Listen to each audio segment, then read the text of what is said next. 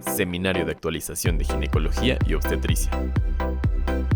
Bienvenidos al Seminario de Actualización en Ginecología y Obstetricia del Instituto Nacional de Perinatología.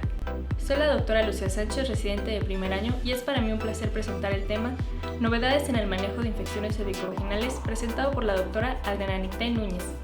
Buenas tardes, soy la doctora Adriana Nicté Núñez Rojas, residente de segundo año de Ginecología y Obstetricia. El día de hoy les presentaré la monografía titulada Novedades en el manejo de infecciones cervicovaginales. Esta presentación fue coordinada por la doctora Marian Giselle Monroy Azuara, residente de tercer año de Ginecología y Obstetricia, y supervisada por el doctor Alejandro Rendón Molina, jefe de Departamento de Ginecología Quirúrgica. El contenido: hablaremos principalmente de la vaginitis, epidemiología, generalidades de microorganismos más comunes, novedades en el diagnóstico y novedades en el tratamiento. Los objetivos van a ser definir el término de vaginitis, entender las características de los principales diagnósticos, conocer los nuevos dispositivos disponibles para el diagnóstico y precisar los avances en el tratamiento. La vaginitis es un término general para el trastorno de la vagina causado por infección, inflamación o cambios en la flora vaginal normal. Se presenta de forma predominante en mujeres en edad reproductiva y se va a caracterizar por un flujo vaginal y un olor anormal, prurito, irritación o ardor vaginal y dispareunia. En cuanto a la etiología, el diagnóstico diferencial es muy amplio e incluye desde infecciones vaginales como otras etiologías, la enfermedad de la piel vulvar, vaginitis inflamatoria descamativa, síndrome genitourinario de la menopausa, entre otros. Hasta el 30% de los casos permanecen con una etiología no identificable. La biota de la vagina es un ecosistema dinámico que está compuesto principalmente por lactobacilos, acompañado de pequeñas cantidades de bacterias anaerobias facultativas y estrictas, como pueden ser la Gardnerella vaginalis, la Escherichia coli, el Amicoplasma, el Ureaplasma y la Candida albicans. Ante la presencia de estrógenos, el epitelio vaginal va a producir glucógeno, el cual es transformado por los lactobacilos en ácido láctico y peróxido de hidrógeno, manteniendo un pH de la vagina entre 4 y 4.5. En ausencia de estrógenos, se inhibe el ecosistema bacteriano vaginal. El flujo vaginal normal es una descarga fisiológica compuesta por células epiteliales, secreción endocervical mucoide, flora vaginal normal y un trasudado vaginal. Se produce de 1 a 4 mililitros cada 24 horas, puede ser blanco o transparente, espeso o delgado, normalmente es inodoro y el pH se encuentra entre 4 a 4.5. Hablando de epidemiología, las principales infecciones cervicovaginales van a ser la vaginosis bacteriana, la candidiasis vaginal y la tricomoniasis.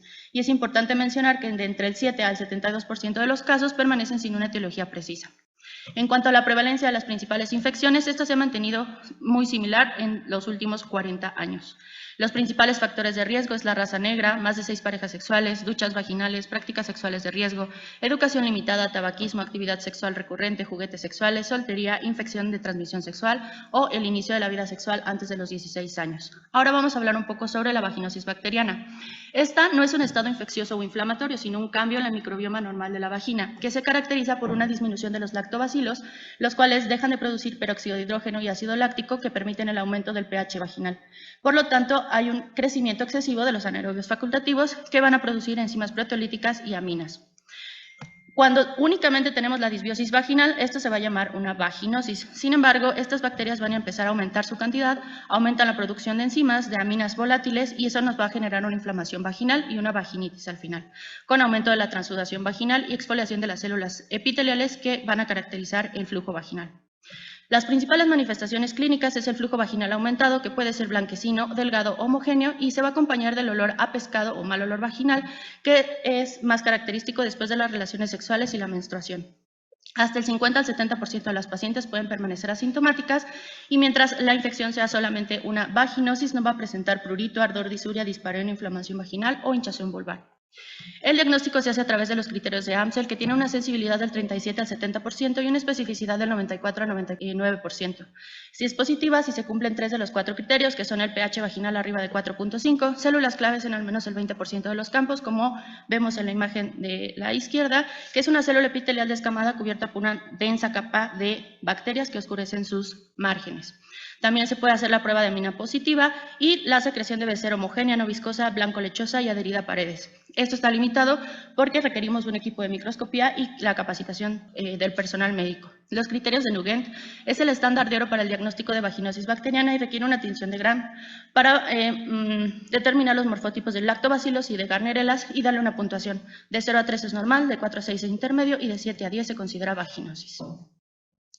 ¿Cuáles son los enfoques erróneos que nosotros podemos utilizar para hacer el diagnóstico? Un diagnóstico sin especuloscopía no es adecuado, ya que requerimos ver el flujo vaginal. Un diagnóstico sin microscopía nos puede llevar a un tratamiento inadecuado hasta en el 30% de los casos y a un diagnóstico incorrecto hasta en el 23% de los casos. El cultivo vaginal no tiene un papel diagnóstico, ya que los microorganismos que se presentan en la vaginosis bacteriana son patógenos normales de la vagina y hasta el 50 al 60% de las personas que son sanas y asintomáticas pueden llegar a tener un cultivo positivo. La citología tampoco se debe de utilizar como medio diagnóstico, ya que la prueba del Papa Nicolau no es fiable y tiene una sensibilidad del 49%. Las pruebas de amplificación de ácidos nucleicos son útiles para el diagnóstico sin microscopía, requieren únicamente una muestra endovaginal con un hisopo que puede ser tomada por la misma paciente y tienen rendimiento de hasta el 95% de sensibilidad y el 89% de especificidad. También hay pruebas que se pueden realizar en el punto de atención que son útiles para el diagnóstico sin microscopía, igual requieren una muestra endovaginal con hisopo y tienen un rendimiento del 95% de sensibilidad y un 97% de especificidad. Pueden ser pruebas de cromatografía, de sondas de ADN o pH vaginal y medición de enzimas. El tratamiento, hay que considerar que hasta el 30% de los casos van a ser autolimitados, pero cuando tenemos una paciente con una vaginosis bacteriana confirmada, debemos de dar tratamientos si están sintomáticas o se someterán a algún procedimiento quirúrgico. De acuerdo al Centro de Control y Prevenciones de Enfermedades, la primera línea de tratamiento es el metronidazol, el cual se puede dar vía oral o intravaginal. Tiene una tasa de curación a las 4 semanas del 70 al 80% y como segunda y tercera línea se propone la clindamicina y el tinidazol. Hablando ahora sobre la cándida vulvovaginal, es una inflamación vulvovaginal con presencia de cándida que se conoce como candidiasis. Hay que considerar que las especies de cándida son biota normal de la vagina hasta en el 25% de las pacientes, que no es una infección oportunista y tampoco una enfermedad de transmisión sexual. Candida albicans es el responsable del 80 al 92% de los casos y se pueden presentar otras especies con síntomas más leves como la Candida glabrata o la Candida parapsilosis. Estos microorganismos migran desde el recto, pueden ser transferidos a través del acto sexual o pueden proliferar a partir de un reservorio normal de la vagina. Hasta el 70-75% de las mujeres van a presentar un evento de candidiasis durante toda su vida, del 40 al 50% van a presentar 2 eventos durante toda su vida y únicamente del 5 al 10% tendrán infecciones recurrentes, o sea, 3 o más. Esta patología no se asocia a una reducción de los lactobacilos vaginales, sino es una colonización asintomática que crece de manera excesiva, penetra las células epiteliales superficiales y cambia su forma a la forma invasiva, que son las pseudohifas y las hifas, provocando la enfermedad sintomática. Las características de las manifestaciones clínicas es el flujo vaginal, que va a ser espeso, blanco, grumoso, inoloro y se conoce como el flujo en queso cottage. Se va a acompañar de prurito vulvar, ardor, dolor, irritación vulvar, disuria externa y dispareunia. Y a la exploración física podemos encontrar eritema vulvar, fisuras, lesiones papulares satelitales y el cuello uterino se debe de ver normal. Estas empeoran una semana previa a la menstruación. La infección por cándida se divide en infecciones no complicadas y infecciones complicadas. Las complicadas son menos del 10% de los casos, se van a presentar con síntomas severos de forma recurrente cuando son especies no albicans, también se consideran complicados, o cuando el huésped tiene alguna complicación que disminuye su sistema inmunológico. El pH vaginal suele ser normal y se puede utilizar como un sugerente de la infección. Se puede hacer microscopía en húmedo añadiendo hidróxido de potasio para eliminar los elementos celulares y poder visualizar las hifas, y se puede utilizar la tinción de Schwartz-Lambskin para teñir la cándida de azul. Sin embargo, estas 3 pruebas pueden ser negativas hasta en el 50% de los pacientes que tienen una infección por cándida. Las pruebas de amplificación de ácidos nucleicos son útiles para el diagnóstico sin microscopía, requieren una muestra endovaginal con hisopo y tienen un rendimiento para Candida albicans de sensibilidad del 91% y especificidad del 94%, y para Candida glabrata del 84% de sensibilidad y 99% de especificidad. El cultivo, hay que considerar que para el cultivo las levaduras son colonizadores normales de la vagina, por lo tanto un cultivo positivo no nos va a reflejar una infección real y se requieren medios específicos. Únicamente se utiliza para confirmar diagnósticos cuando tenemos duda, revelar las especies de cándida y dar un tratamiento dirigido o síntomas persistentes y recurrentes. Para el tratamiento, este se debe de dar en toda paciente que sea sintomática, que tenga evidencia de infección por hongos y que ésta haya sido corroborada por una microscopía o una prueba de laboratorio. No deben de recibir tratamiento aquellos pacientes que estén asintomáticas o que hayan sido identificados por la citología. No es necesario el tratamiento para parejas sexuales. De acuerdo al Centro de Control y Prevención de Enfermedades, la primera línea de tratamiento es el fluconazol. el cual se da en una dosis de 150 miligramos, dosis única, y como segunda y tercera línea tenemos el clotrimazol y el miconazol en crema o en óvulos, que la duración del tratamiento va a variar dependiendo de la concentración del medicamento. La tasa de curación es arriba del 90% y tiene una remisión de los síntomas a partir de las 24 horas desde la aplicación. Este medicamento, que se llama Iversafungerp, fue autorizado por la FDA en el 2021. Es un medicamento que se da en 2 dosis de 300 miligramos y se da en pacientes que tengan alergia o infecciones resistentes. Su mecanismo de acción es inhibir la glucanosintasa y aún no está disponible en México. En pacientes embarazadas, las indicaciones para el tratamiento es aliviar los síntomas y en el tercer trimestre evitar la colonización neonatal. Las opciones de tratamiento deben ser clotrimazol, miconazol o los supositorios de nistatina. El fluconazol no se considera de primera línea, ya que en dosis mayores a 400 miligramos al día pueden ser teratogénicos y todavía no hay estudios suficientes que nos puedan recomendar una menor dosis, por lo tanto no debe ser el tratamiento de elección. Para pacientes inmunosuprimidos o con síntomas severos, las opciones de tratamiento es el fluconazol por 72 horas, dar azoles tópicos por hasta 14 días o el Iversafungerp por 2 dosis. Se puede acompañar de esteroides tópicos que nos van a ayudar a disminuir la inflamación vulvar grave por 48 horas y se puede utilizar hidrocortisona o betametasona. Para infecciones recurrentes, las cuales se definen como 3 o más episodios sintomáticos en un año, podemos dar tratamiento con fluconazol por 3 dosis y una dosis de mantenimiento hasta por 6 meses. Para especies no cándida albicans, como la cándida glabrata, podemos utilizar ácido bórico y nistatina vaginal. Para la cándida krusei, clotrimazol o miconazol, pero por 14 días. Y para otras especies, clotrimazol o ácido bórico. Hablando ahora de la tricomoniasis, esta es una infección geniturinaria producida por un protozoario llamado Trichomona vaginalis y es la infección de transmisión sexual no viral más común en todo el mundo. Afecta en mayor proporción a las mujeres. Es un protozoario único de los humanos que se presenta en forma de trofozoito, tiene división binaria y requiere un pH de 5.5, por lo que él mismo favorece la alcalinidad de la vagina. Afecta la mucosa urogenital y se alimenta por fagocitosis y pinocitosis de bacterias, de células y de virus. Se transmite a través de las relaciones sexuales y también se ha probado la transmisión por fomites. Infecta a las mujeres a través del contacto con hombres o contacto con otras mujeres y tiene una incubación de 4 a 28 días. Hasta el 20 al 80% de las infecciones por tricomonas se acompañan por una vaginosis bacteriana. Las manifestaciones clínicas pueden ir desde un portador asintomático hasta una enfermedad inflamatoria grave. El 85% de las pacientes van a permanecer en un estado de portador persistente y pueden estar en él hasta por 3 meses. Sin embargo, la mayoría presentarán síntomas de forma eventual. Por lo tanto, es difícil determinar el tiempo de infección y cuando se presenta como una infección crónica, los síntomas son leves. Los síntomas típicos se van a presentar entre el 11 y el 17% de los casos y se va a caracterizar por un flujo vaginal anormal, síntomas irritativos, dolor pélvico, dispareunia y sangrado postcoital, los cuales empeoran durante la menstruación. A la exploración física podemos encontrar eritema de la vulva y mucosa vaginal, un flujo vaginal que va a ser amarillo, verde o gris, espumoso y maloliente, y vamos a encontrar algo que se llama colpitis macularis, que es más conocido como el cuello en fresa, que son hemorragias petequiales cervicales que se presentan en menos del 5% de los casos. Como la infección por tricomona nos aumenta el riesgo para uretritis y cistitis, celulitis y abscesos de cúpulas vaginales y adquisición de otras enfermedades de transmisión sexual. Aumenta hasta en un 70% el riesgo de infertilidad, hasta un 50% el riesgo de adquirir o transmitir el VIH, hasta en un 90% la enfermedad pélvica inflamatoria y cuando se asocia a una infección por VPH puede aumentar 1.3 veces el riesgo de lesiones interepiteliales de alto grado y hasta en 4.2 veces el riesgo de cáncer cervicuterino. Durante el embarazo aumenta hasta el 87% el riesgo de ruptura prematura de membranas, el 27% de parto prematuro y hasta 2.1 veces más el riesgo el bajo peso al nacer. El diagnóstico se hace a través de la microscopía en fresco, el cultivo y las pruebas de amplificación de ácidos nucleicos. Se debe de realizar pruebas para otras infecciones de transmisión sexual. La microscopía en húmedo es una prueba diagnóstica accesible y de bajo costo que debe de ser el primer paso en el diagnóstico. Si esta es positiva, no amerita otro estudio. Esta muestra se debe de analizar en los primeros 10 minutos para poder visualizar el movimiento de las tricomonas en el microscopio.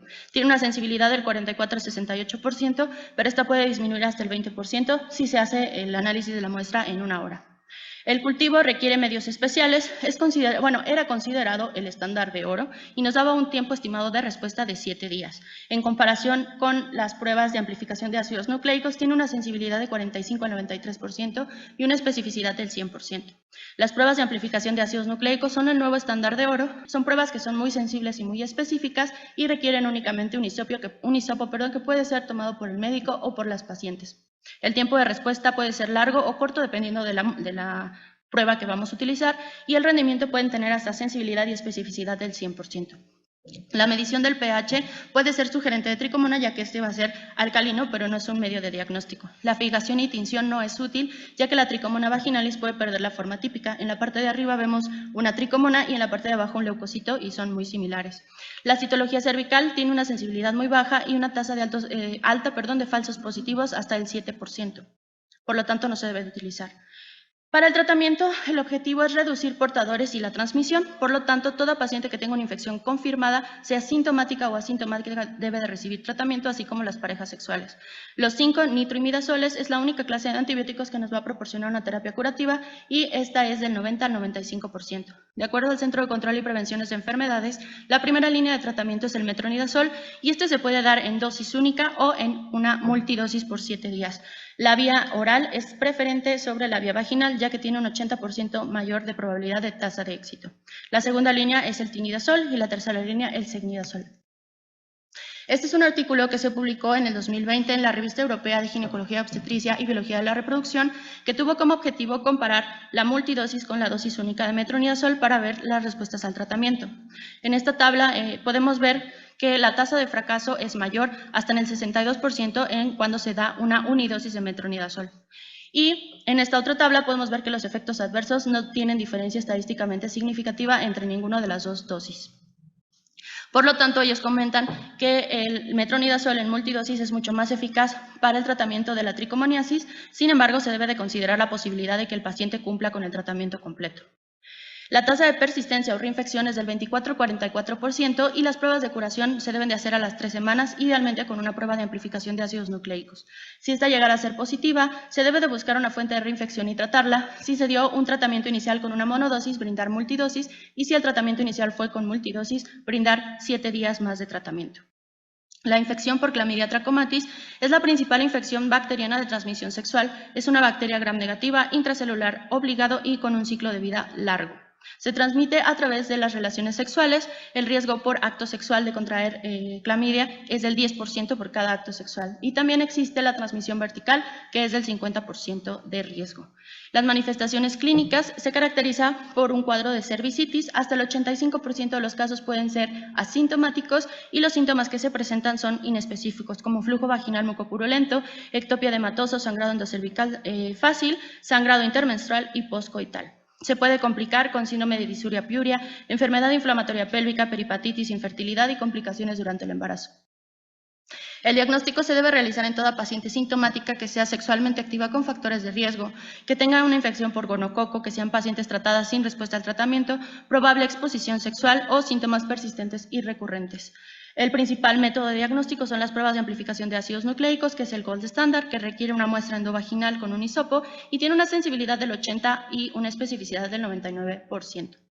Las pruebas de amplificación de ácidos nucleicos en el punto de atención nos pueden dar un resultado hasta en 30 minutos y se requiere igual la muestra endocervical con sensibilidades y especificidades arriba del 96%. Los objetivos del tratamiento son prevenir las complicaciones, reducir los riesgos de transmisión, resolver la sintomatología y prevenir las reinfecciones. Se debe de dar terapia empírica en pacientes sintomáticos que hayan tenido una exposición sexual conocida o posible o una infección confirmada. De acuerdo al Centro de Control y Prevenciones de la Enfermedad, la primera línea de tratamiento es la doxiciclina, la cual tiene una eficacia de tratamiento del 97.4%. Como segunda línea se propone la citromicina y como tercera el levofloxacino. Además de dar el tratamiento, se debe de detectar otras enfermedades de transmisión sexual, se debe de dar tratamiento a las parejas sexuales en los últimos 60 días y se recomienda la abstinencia sexual al menos 7 días después de haber acabado el tratamiento. El seguimiento no es de rutina, pero se recomienda en pacientes con síntomas recurrentes, embarazo, falta de adherencia al tratamiento y tratamiento que sea diferente a la doxiciclina y la citromicina.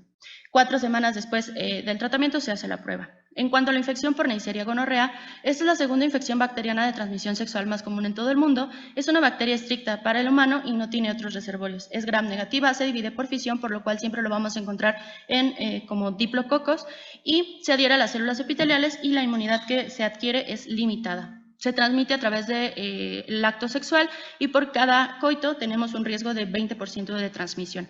Y la transmisión vertical tiene una tasa de transmisión del 50%. El cuello uterino va a ser el principal sitio de infección y hasta el 70% de las pacientes pueden ser asintomáticas. El cuadro clínico es una cervicitis y se va a caracterizar por prurito vaginal, secreciones mucopurulentas, sangrado intermenstrual, alteraciones en el patrón menstrual, cuello con secreción franca y mucosa cervical friable. También se puede complicar con síndrome de disuria piuria, enfermedad pélvica inflamatoria, bartolinitis y complicaciones durante el embarazo. Se debe de hacer diagnóstico en pacientes sintomáticas que sean sexualmente activas con factores de riesgo, en infecciones por clamidia, con probables exposiciones o síntomas persistentes o recurrentes. El estándar de oro para el diagnóstico también es la prueba de amplificación de ácidos nucleicos que requieren una muestra endovaginal y tiene una sensibilidad del 99% y una especificidad del 97%. También tenemos las pruebas de atención en el punto de atención que nos van a dar un resultado en 30 minutos y tienen sensibilidad del 100% y especificidad del 99.9%. El objetivo del tratamiento va a ser el mismo: prevenir las complicaciones, reducir el riesgo de infección, resolver la sintomatología y prevenir la reinfección. Con esta bacteria debemos considerar que se han registrado varias resistencias desde 1940 a las sulfonilureas hasta el 2021 que ya se ha mostrado resistencia a la ceftriaxona, que es el tratamiento de primera línea. Por lo tanto, se recomienda siempre dar una terapia única y para disminuir el riesgo de que estas resistencias sigan aumentando. De acuerdo al Centro de Control y Prevención de Enfermedades, la primera línea de tratamiento es la ceftriaxona en una dosis única calculada por el peso, y se pueden utilizar otras cefalosporinas como la cefoxitina, la cefotaxima, la cefixima, y sin embargo estas no tienen ninguna diferencia en comparación con la ceftriaxona, la cual tiene una tasa de curación del 99%. Como segunda línea y tercera línea está la gentamicina más acitromicina y la espectinomicina. Adicional al tratamiento, se debe de detectar otras enfermedades de transmisión sexual, tratar a las parejas de los últimos 60 días y se sugiere la abstinencia sexual 7 días después de haber acabado el tratamiento. El seguimiento tampoco es de rutina, se puede realizar en síntomas recurrentes, embarazo o falta de adherencia al tratamiento, y se realiza de 7 a 14 días después. Y aquí sí podemos, aparte de utilizar las pruebas de amplificación de ácidos nucleicos, incluir el cultivo, ya que estas bacterias tienen mayor riesgo de resistencia antimicrobiana. Hablando de la infección por ureaplasma y micoplasma, estas pertenecen a la familia de los Mycoplasmataceae, que son bacterias sin pared y microorganismos libres muy pequeños. Se asocian a infecciones urogenitales y complicaciones en el embarazo. Solo 6 especies son patógenas de los humanos y se transmiten por transmisión sexual. La flora vaginal normal puede contener ureaplasmas y micoplasmas. Hasta el 80% de las mujeres en edad fértil van a tener un cultivo positivo para ureaplasma y hasta el 50% de las mujeres van a tener un cultivo positivo para micoplasma. Este porcentaje puede aumentar después de la pubertad y con la experiencia sexual. También puede haber una colonización neonatal normal que se da por una exposición en el útero o en el canal de parto y se asocia a menor peso y edad gestacional. Puede ser transitoria y es rara después de los 3 meses de vida. Por lo tanto, estas infecciones tienen un papel incierto, ya que hay muchos adultos sanos colonizados que son asintomáticos y rara vez es el único microorganismo presente en una infección. No hay estudios adecuados y su detección es difícil y compleja. Se ha asociado a vaginosis y vaginitis bacteriana y a complicaciones en el embarazo. Se debe de sospechar, sobre todo en pacientes inmunocomprometidos, en pruebas microbiológicas iniciales negativas o cuando se da tratamiento antimicrobiano para los patógenos más comunes y no hay respuesta. El cultivo necesita cultivos especiales, dan un resultado de 24 a 48 horas y cualquier aislamiento es positivo para una infección. Las pruebas de ácidos nucleicos como el PCR y las pruebas de amplificación de ácidos nucleicos no son útiles en sitios donde puede haber colonizaciones como la vagina. El tratamiento se debe indicar en aquellos que tengan síntomas clínicos compatibles, sitios extragenitales que deberían de estar estériles, pacientes inmunocomprometidos con síndrome clínico e infecciones polimicrobianas. Y las opciones de tratamiento es la tetraciclina, la clindamicina, los macrólidos y las fluoroquinolonas. De acuerdo a la Universidad de Stanford, en su Stanford Guide, nos propone el tratamiento para la ureaplasma, el doxiciclina como tratamiento principal y como alternativos la citromicina, pero por 14 días, el levofloxacino por 14 días y el moxifloxacino por 14 días. Para el tratamiento con micoplasma, el tratamiento primario debe ser doxiciclina, seguido por acitromicina o moxifloxacino, y el tratamiento alternativo es la prostanamicina.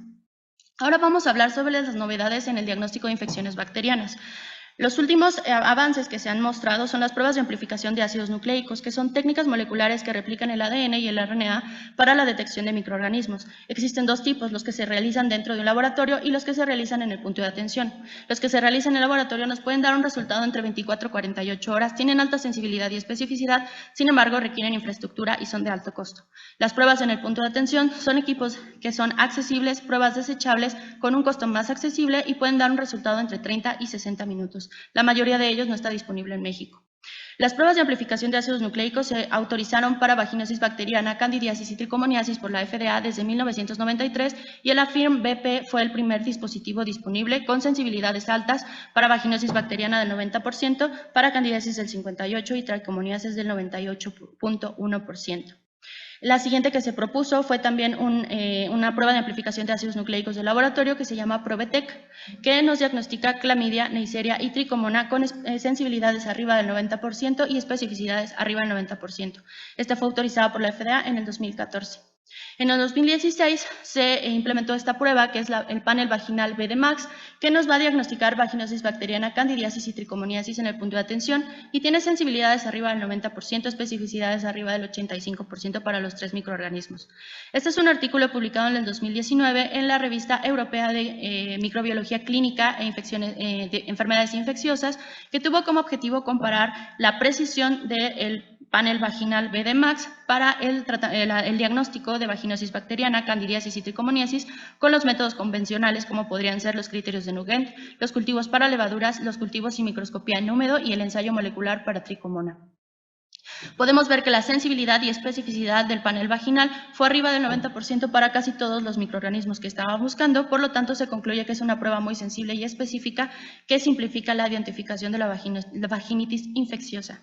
Este es otro artículo publicado en el 2019 en la Revista Internacional de Enfermedades de Transmisión Sexual, que también buscaba comparar el rendimiento del panel vaginal para las pruebas estándares actuales, utilizando microscopía en fresco, tinción en Gram y cultivos para cándida. Y podemos ver que la sensibilidad y especificidad también fue alta tanto para vaginosis bacteriana, candidiasis y tricomoniasis. Por lo tanto, ellos comentan que aunque el panel vaginal tarda más tiempo que realizar una microscopía en fresco, de todos modos es más fácil de realizar y nos ofrece el beneficio de poder realizar la toma del hisopo sin una especuloscopía. Este es otro artículo publicado en el 2021 en la revista de Ginecología y Obstetricia. Tuvo como objetivo comparar el panel vaginal con el diagnóstico clínico apoyado únicamente por microscopía en húmedo. Y podemos ver que la muestra tuvo un acuerdo de positividad del 57.9% para vaginosis bacteriana, un 53.5% para candidiasis y un 28% para tricomona, siendo más alto el diagnóstico que podíamos realizar con el panel vaginal.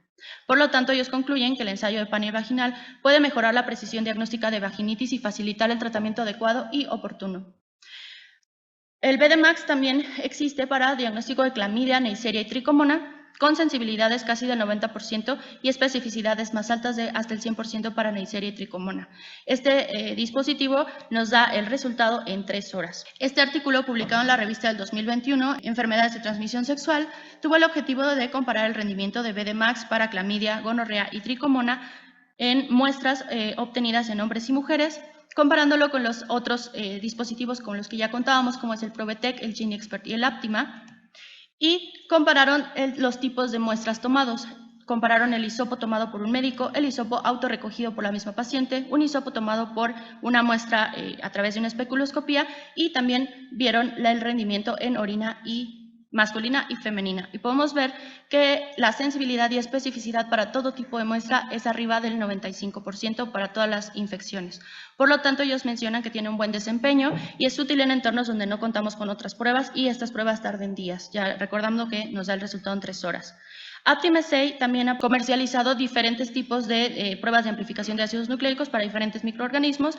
En el 2005, el Aptima Combo 2, que diagnostica clamidia y neisseria, el Aptima Tricomona en el 2013 y en 2019 se autorizó el Aptima para vaginosis bacteriana y el Aptima para candidiasis y tricomoniasis, todos con una sensibilidad elevada, arriba del 80%. Este artículo, publicado por la Sociedad Americana de Microbiología, tuvo como objetivo evaluar el kit de Aptima para vaginosis bacteriana, cándida y tricomona para la detección de la vaginitis infecciosa. Utilizaron los criterios de Nugent y los cultivos, y cuando los compararon, vieron que estas pruebas tienen una sensibilidad del 91% y una especificidad del 94.4%. Por lo tanto, concluyen que superan el umbral del 95% de aceptación, por lo tanto, son una excelente alternativa como pruebas adicionales.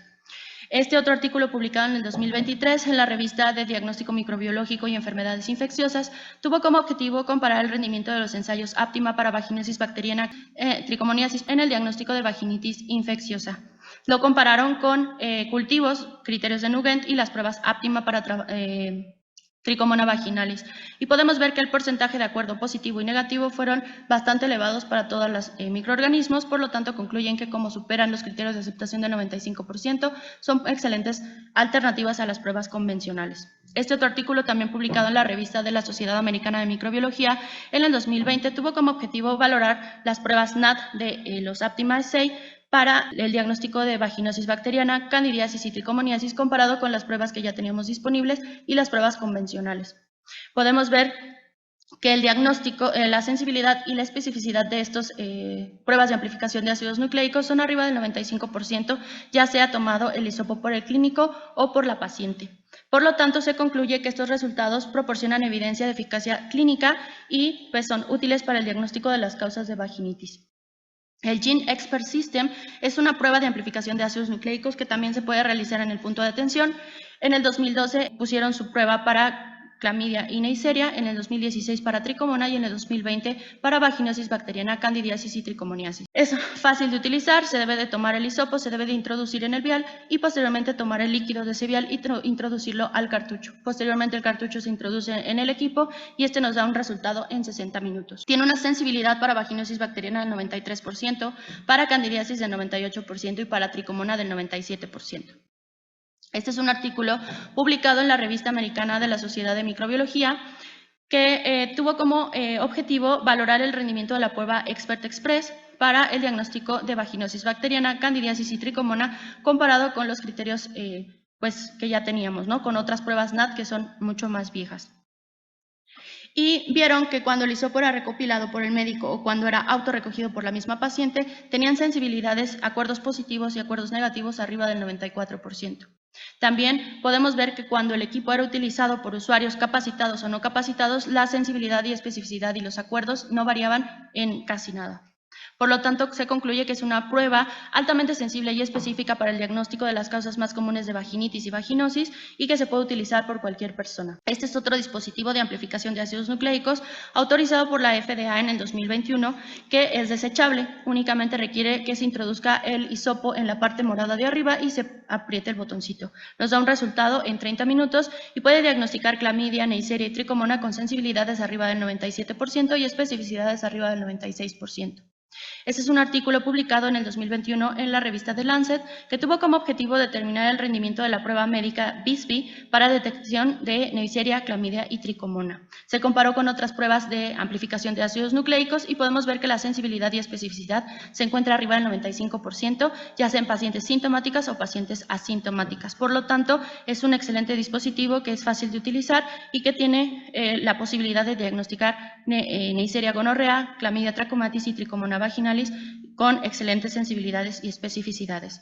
En cuanto a las novedades en el tratamiento de las infecciones vaginales, se han propuesto diversas opciones de tratamiento alternativo, entre ellos péptidos antimicrobianos, antisépticos, surfactantes, compuestos naturales, agentes acidulantes, probióticos y prebióticos. El cloruro de decualinio es un antiséptico local que se ha propuesto para el tratamiento de la vaginosis bacteriana. Se utiliza en una dosis de 10 miligramos vía vaginal cada 24 horas por 6 días. Tiene limitaciones debido a que no se puede utilizar durante la menstruación, requiere de abstinencia sexual y todavía la evidencia es limitada en el embarazo y la lactancia. Sin embargo, hay artículos que promueven su uso ya que tiene unas tasas de curación similares a las de los tratamientos convencionales. También el estudio DEVA es un estudio que tiene como finalidad ver si el decualinio es útil para el tratamiento después de un mes de haber iniciado el tratamiento. Fue aceptado apenas en el 2022 y pues vamos a seguir los resultados. La clorhexidina es un agente bactericida y fungicida que se puede administrar 2 traveses de dedo cada 24 horas por 5 días. Tiene limitaciones de estudio ya que no han sido suficientes estos y la información en el embarazo y la lactancia también son limitantes. Sin embargo, este artículo en el 2021 que se publicó en la revista de Medicina y Vida tuvo como objetivo comparar la eficacia del gel de clorhexidina vaginal frente a los tratamientos habituales de la vaginitis. Fue un ensayo clínico aleatorizado y comparó para vulvovaginitis por cándida el tratamiento con clotrimazol con clorhexidina, para vaginosis bacteriana el metronidazol contra la clorhexidina y para vaginitis inespecífica el tratamiento con clotrimazol más metronidazol en comparación con la clorhexidina. En esta tabla podemos ver que la mejoría en el grupo que recibió clorhexidina es casi similar a las que recibieron el tratamiento específico para cada una de las infecciones.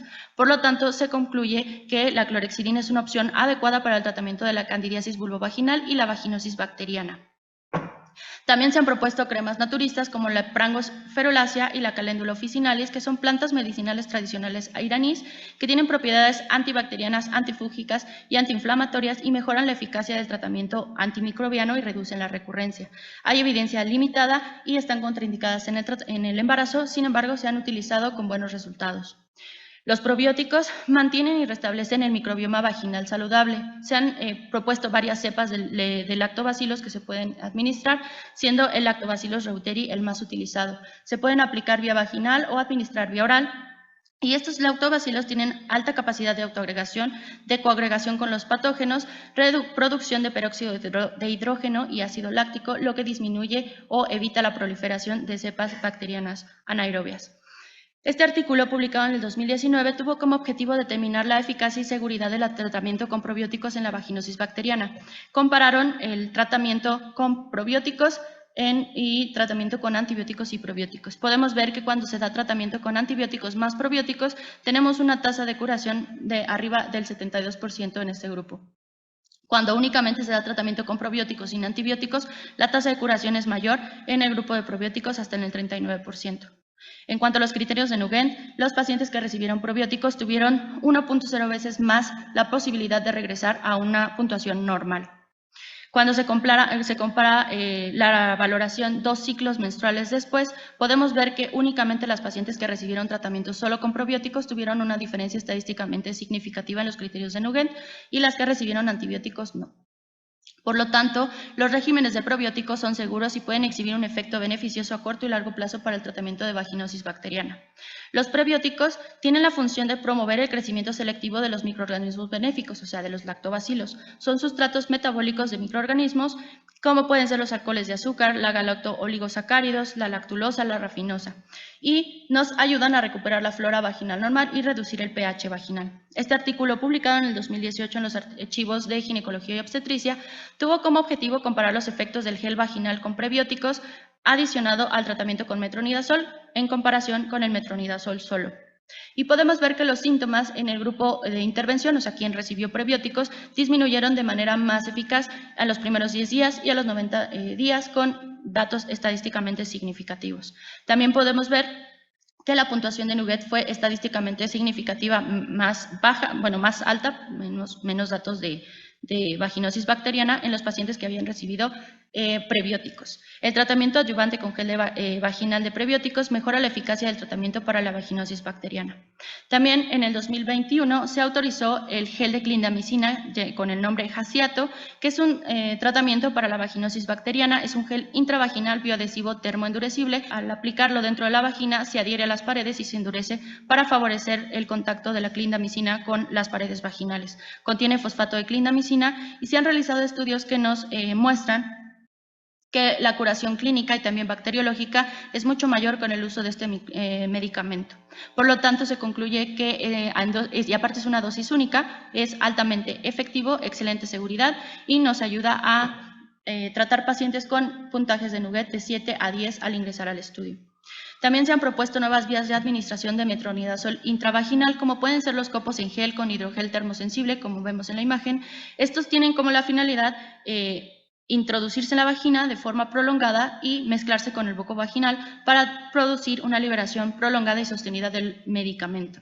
También se han propuesto láminas vaginales para el transporte de antimicrobianos que puedan contener ácido láctico, gelatina, glicerina y quitosano y favorecer el restablecimiento del ambiente vaginal. Se han propuesto dispositivos intravaginales en 3D, que son polímeros biodegradables y biocompatibles, mucoadhesivos, que tienen como finalidad mantener el antibiótico más de 72 horas dentro de la vagina.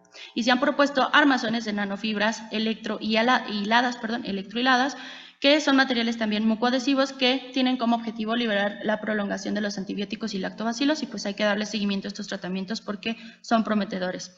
Las conclusiones de esta monografía es que es indispensable conocer las características clínicas de cada etiología de la vaginitis, que el diagnóstico se debe de confirmar por microscopía o pruebas de laboratorio antes de dar un tratamiento, que es indispensable realizar un diagnóstico certero antes de brindar el tratamiento para evitar las resistencias microbianas, que las pruebas de amplificación de ácidos nucleicos facilitan el diagnóstico oportuno y certero, el tratamiento debe ser individualizado y optimizado para un buen resultado clínico y que las nuevas opciones de tratamiento pueden mejorar la respuesta clínica y la satisfacción del paciente. Muchas gracias. Agradecemos a la doctora por su excelente ponencia. Los esperamos en el siguiente seminario. Instituto Nacional de Perinatología, Ética y Humanismo.